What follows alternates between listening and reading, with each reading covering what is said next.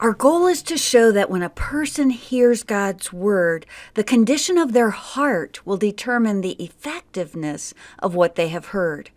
After the religious leaders publicly denounced Jesus, Jesus started to speak in parables. We are going to develop just the parable of the four soils to unfold what Jesus was teaching. One important note: although the parable of the four soils is directly interpreted by Jesus for his disciples, it's important not to give away the interpretation too soon. Instead, help your students make the connections and respond by examining where their heart is with God's Word. Here's how I would develop this lesson. I would start by saying that today's lesson is a little bit of a riddle, and then have us memorize Matthew 13:9. He who has ears, let him hear. We would hold one ear for the first four words, he who has ears, and switch to hold the other ear for the last three words, let him hear. Then I would ask where people would likely go if they wanted to learn about God. Since they didn't have churches in Jesus' day, I would explain that they would go to the synagogue and listen to their religious leader. Even though the leaders had the scriptures, they had started teaching traditions.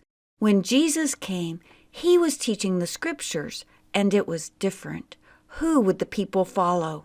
I would reference the previous lesson about the miracles Jesus had done and how the people were starting to conclude that Jesus was from God. The leaders had to make a choice about what they had seen and heard, and they decided to say that Jesus' power was from Satan.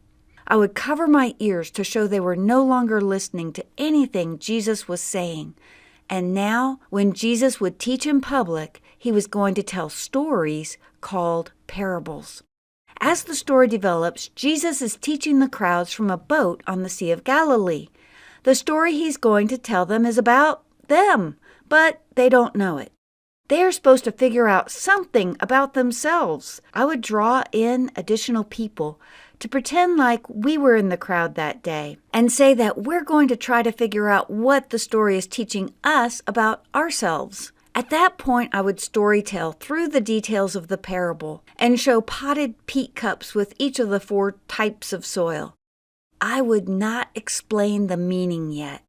As I conclude the parable, I would hold one ear and say, he who has ears, then the other, let him hear, and ask, did you get it?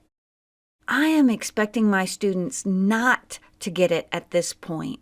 Not even Jesus' disciples understood what they were supposed to learn about themselves. They had to ask Jesus later. Then I would go through the explanation Jesus gave.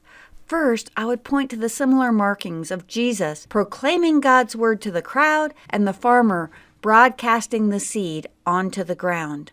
Then, as I tell Jesus' interpretation for each kind of soil, I would include an example of what that might look like in a person's actions today. The one who goes to church and doesn't remember or think about what they have heard as soon as they leave. The one who wants to learn God's word when they're a child, but then in middle or high school, they are made fun of and they quit. The high school or college student who becomes focused on career, making money, enjoying pleasures, or is consumed with worry. And finally, the person who continues following Jesus and does what he says. I would conclude the lesson by attaching a card with a smiley face onto each of the peat cups. From the outside, the crowd looked the same, but Jesus could see what was in the heart. No matter how we might look on the outside, Jesus sees what is in our hearts. Finally, I would return to our riddle and ask, what did Jesus mean by, he who has ears, let him hear? To the person with the hard heart, Jesus was saying, you need to take care of that and change.